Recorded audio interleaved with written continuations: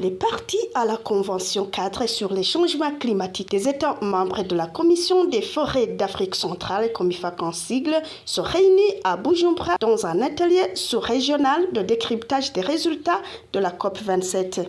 Cet atelier sous-régional prépare aussi une 11e session ordinaire du Conseil des ministres de la COMIFAC qui sera tenue également à Bujumbura dans cette semaine. Le secrétaire exécutif de la COMIFAC nous présente l'objectif de cette réunion. Nous sommes réunis aujourd'hui à Bujumbura dans le cadre de l'atelier de décryptage de la COP27 qui s'est tenue à Sharm el-Sheikh en Égypte. Chaque fois qu'il y a des sessions de négociation sur le climat, la COMIFAC réunit tous les experts de la sous-région pour se préparer de manière à avoir une position commune et aller parler d'une seule voix lors de ces négociations pour défendre les intérêts de nos États, de nos communautés, également de notre écosystème. Et chaque fois qu'il y a ces négociations, au retour, nous ayons de décrypter ensemble en réunissant tous les experts qui ont participé aux différentes sessions de négociation pour décrypter, c'est-à-dire essayer de chercher à comprendre quelles sont les décisions qui ont été prises et définir des mesures par rapport à la mise en œuvre pour essayer d'améliorer la performance de gestion au niveau de nos pays et essayer de donner une autre position pour essayer de prévaloir à des financements qui pourraient intéresser la sous-région. Il met l'accent aussi sur le choix du Burundi pour abriter la 11e session des ministres de la COMIFAC. Donc nous sommes réunis aujourd'hui à Bujumbura pour la simple raison que le pays avait été en préparation pour prendre le flambeau de la présidence en exercice de la COMIFAC.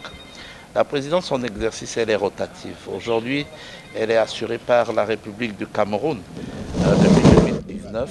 Et aujourd'hui, le Burundi va prendre la présidence en exercice dans les jours qui vont arriver parce qu'il y a un conseil des ministres qui est en préparation et dès demain, nous allons avoir le segment des experts pour la préparation du Conseil des ministres qui va se tenir le 17 mars ici au club Lac Tanganyika.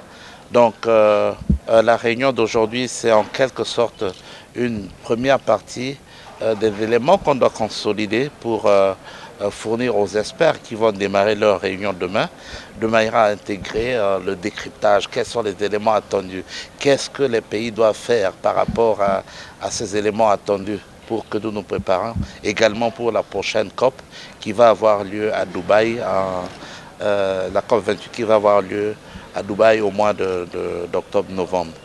Donc nous sommes réunis ici avec tous les experts des pays de manière à identifier, chercher à comprendre quelles sont les attentes de la Convention cadre des Nations Unies sur les changements climatiques pour les pays du bassin du Congo et comment nous allons nous organiser pour faire des propositions à nos États et nos gouvernements de manière à ce qu'ils s'organisent en conséquence pour développer leur position commune. C'est le travail qui nous réunit ici à Bujumbura. Et comme je vous le disais, le choix de Bujumbura n'était pas le fait du hasard, c'est dû au fait que le pays déjà fait beaucoup d'efforts pour rester vert toute l'année. Et il y a eu ce passage de flambeau qui va avoir lieu dans les jours qui suivent. Et nous avons couplé cette activité selon le discours du président en exercice lors de la COP27 qui s'est tenue à Sharm el-Sheikh, qui a marqué la détermination du pays à s'engager véritablement sur les changements climatiques. C'est une marque d'engagement politique que nous avons suivi et que nous devons accompagner les pays également dans ce sens. Le directeur général de l'environnement indique les efforts aigus que le Burundi a marqués pour protéger les forêts. Je dirais qu'au niveau du pays, il y a beaucoup d'efforts qui sont en train d'être menés et qui sont déjà menés. Et là, je dirais par exemple au niveau des gares, il y a beaucoup de textes, il y a beaucoup de lois qui ont été promulguées par son Excellence, Monsieur le Président de la République du Burundi, et qui visent à la protection de l'environnement.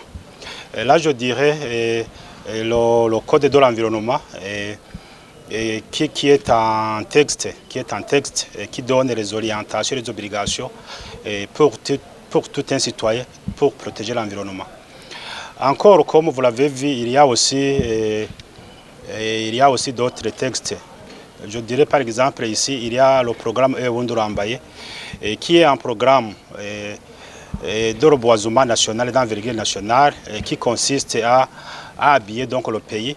Donc d'ici peu de jours, on va trouver que tout le pays est couvert d'une végétation. Il y a aussi une autre ordonnance qui a été mise sur pied et qui est dédiée au jeudi dédié de l'environnement. Comme vous le savez, tous les jeudis et tous les cadres du pays, en commençant par les hautes autorités, ils exercent donc des activités visant à la protection de l'environnement. En plus de ça aussi, il y a aussi d'autres textes, notamment il y a le décret interdisant l'usage des sachets qui ne sont pas biodégradables. Et tout ça, je dirais qu'au niveau légal, il y a donc des textes qui ont été promulgués visant à la protection de l'environnement en général. Il dit également l'intérêt du Burundi dans le fait d'assurer la présidence de la dite commission. Bon, l'intérêt, c'est premièrement au niveau donc de la visibilité. Comme vous le saviez, le Burundi, c'est le Burundi qui préside les États de la communauté donc, de l'Est africaine. Maintenant, pour le moment, le Burundi donc, va ouvrir encore une fois donc, ses portes vers la communauté donc, de l'Afrique centrale.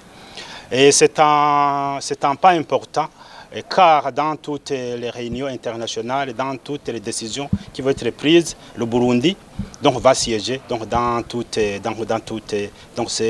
organisations. Donc je dirais que le fait que le Burundi va présider la Commission des ferroviaires de l'Afrique centrale, c'est une question très importante, que ce soit au niveau de la diplomatie, que ce soit au niveau politique pour le pays.